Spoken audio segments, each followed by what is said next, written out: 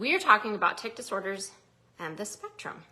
And we're going to talk about kind of what the differences are, what spectrum disorders are, do tic disorders and Tourette's really fall on the spectrum? And so we are going to talk about that. We're going to talk about some underlying things, and then we will do questions at the end. So, all right, here we go. So let's talk a little bit about spectrum disorders. So some of you may have, I call it a laundry list of symptoms. My child had a laundry list of symptoms. The clients that I work with, they have a laundry list of symptoms. Some of you, though, may have a laundry list of diagnoses. So you may have a label that goes with those symptoms. And some of those things may actually fall on what is considered the spectrum. So many people out there, this is not just my opinion, but there's a lot of people out there who say we should actually not use the term spectrum disorders because it's more of a catch-all. It is a catch-all for the differences in the way that we think, work, and function and socialize with people in society. So people really have said the term spectrum disorder is kind of a catch-all for, hey, you have these symptoms, we're going to give you a label, but we don't really know what causes it. We don't really know what's at the root. And so there's all of these things that really kind of fall on the spectrum. Sorry, let me open the door for this dog. So when we're looking at spectrum disorders, you have people that may be on one end of the spectrum who has really poor social cues. They don't socialize well. Maybe they're nonverbal. Maybe they have ADHD. They have a hard time functioning. So you have this whole range on a spectrum where you have people who really maybe not be able to function well, and then you have people who function well in society. And on that list, some of the many, many things that fall on the spectrum are many things that our kids are diagnosed with. So of course, the main spectrum disorder that we hear about is ASD, Autism Spectrum Disorder.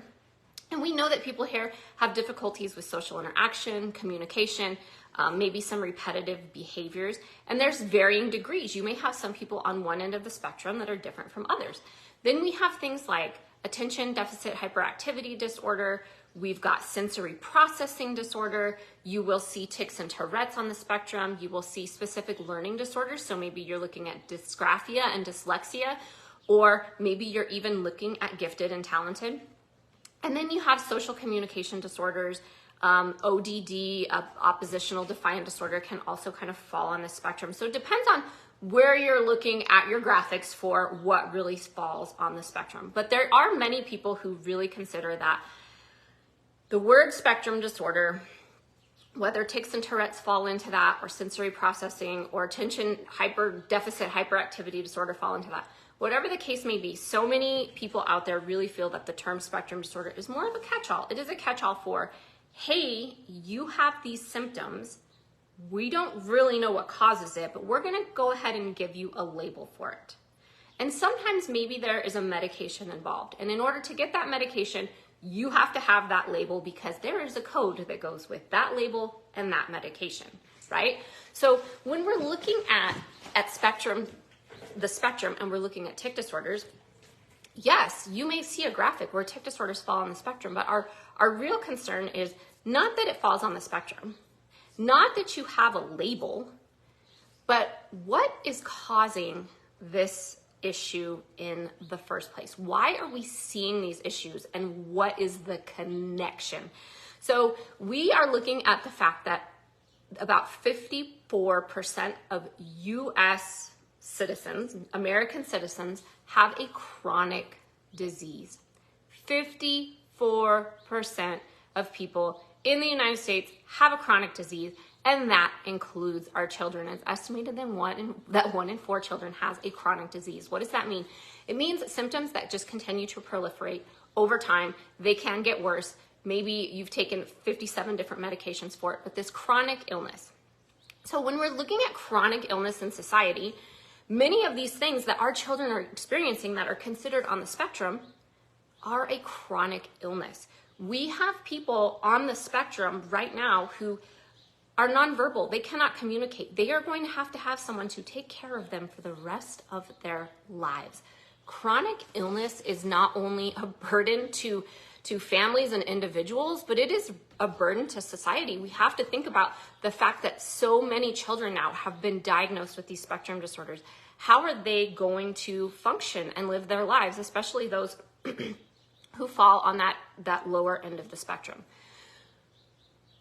So for me, it's not about, here's your label, here's your ADHD or your tic disorder or your sensory processing disorder, because we've had all those labels at our house.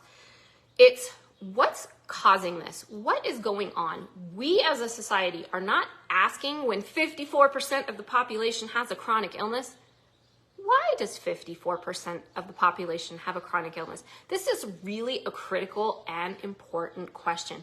And the fact that our children are getting diagnosed younger and younger with these chronic illnesses should lead all of us as parents to question why this is happening. And so for me, when I am working with clients, you have a diagnosis, you have your label, you've gone through all of the steps, but you still are left with no answers. You're frustrated, you're overwhelmed. You really want to know, hey, how can I help my child? This is where it takes this different perspective. And this is why I wrote the book, TikTok, and I've said this many times. I wanted parents to have a different perspective. It's not just about, hey, here's your label, we don't know, live with it the rest of your life, sweep it under the rug. It's really about this holistic whole body approach. What is impacting our children at the cellular level? Your body is connected. Every cell, organ, tissue, system, everything is connected. Your cells are going to grow your tissues, which are going to grow your organs, which are going to grow your systems. They are all connected. And we've gone through this educational system where we've been taught that they're not connected. Oh, you have a digestive system and you have a respiratory system and you have an immune system, but they are not connected. But when you look at it from the holistic perspective, they are all connected. So then we have to take this time to think about, well, how do we get to the root? How do we figure out what is impacting our kids? Why do we have all of these kids on the spectrum? So I really start to look at 4 main triggers when it comes to tic disorders. 4 main triggers. We are looking at environmental factors. What's going on in your environment? We live in a toxic soup. We live in the most toxic time period in history. Our kids are exposed to so many toxicants in their daily lives. Women, it's estimated that we are exposed to 250 different toxicants just getting ready in the morning. If you are not well aware of the things that you are putting on your body, your makeup, your skincare, all of these things. So we have to look at the environment. What's going on in our environment? Are they spraying the roadways in your hometown with glyphosate? Is your neighbor spraying with glyphosate? Are you, eating a diet that is not organic? What is happening in your environment? There are many, many environmental factors. And I am a true believer that our children are part of this, what I call perfect storm. They are impacted by their environment. Why? Because their little systems are sensitive. So we have this environmental impact. Then we also have biological impact. What's going on inside the body? What kinds of foods are you eating that you might be sensitive to or even allergic to? Do you have leaky gut going on? Your gut and your brain are connected. So for every 1 signal your brain sends to your gut sends about 10 signals to your brain. So if you have a leaky gut, or maybe you have an underlying infection, or maybe you have a lot of toxic buildup, what is your gut saying to your brain? What is going on biologically? Do you have leaky gut? Do you have a hidden infection? Do you have issues with your hormones? What's happening inside the body on this biological level? And we have to understand that your body actually can create its own toxins. So let's say that we have somebody who is exposed to mold. Their body is creating an endotoxin. It's creating a toxin based on this mold. So our body can actually create its own toxins. This is a biological factor. So when we're looking at, well, why are we on the spectrum? Why do we have this diagnosis? We have to consider environmental factors, biological factors, physical factors. Our kids sit on their butts all day long. They are not designed to sit on their behinds all day and then come home and play video games. They are designed to be out in nature, hunting, fishing, gathering, doing all the things that we were doing 500 years ago. They weren't sitting in front of a TV. They weren't sitting at a desk all day long. They were out getting exposure to fresh air and sunlight. So we also have to consider physical factors. Is your kid sitting all day and not getting enough movement or exercise? Is there physical factors like maybe they could use some alignment, just like your car needs to go get aligned? Maybe your kid needs some alignment. So we have to look at these physical factors too. And then finally, we're going to look at those mental, emotional issues. People hear the word stress and they automatically go to mental, emotional. They go to mental, emotional. Oh, my boss is a jerk. There's a bully at school. When we think about stress, we have to think about all of the factors of stress. What are those environmental stressors? What are those biological stressors? What are those physical stressors that are causing an impact on your child? And then you also have to consider that emotional piece. Is there a bully at school? Are they having a hard time with their friends? Are they having a hard time socializing? What are those pieces that have to do with that mental, emotional awareness? So you have these 4 factors that really start to contribute in this perfect storm to what is going on with your child. So you have environmental, biological, physical, and then of course mental. What is happening here? We have all these hidden stressors going on. We have hormone issues, we have immune issues, we have digestive issues, we have detoxification issues, we have energy creation issues, especially if we're exposed to mold, and then of course nutritional issues. So hidden stressors. What are these stressors going on in our bodies? So for me, it's not about here's your label, here's your pill, ignore it. To me, it's how do we get to what's really happening with our kids? And the main way that we do that is with testing.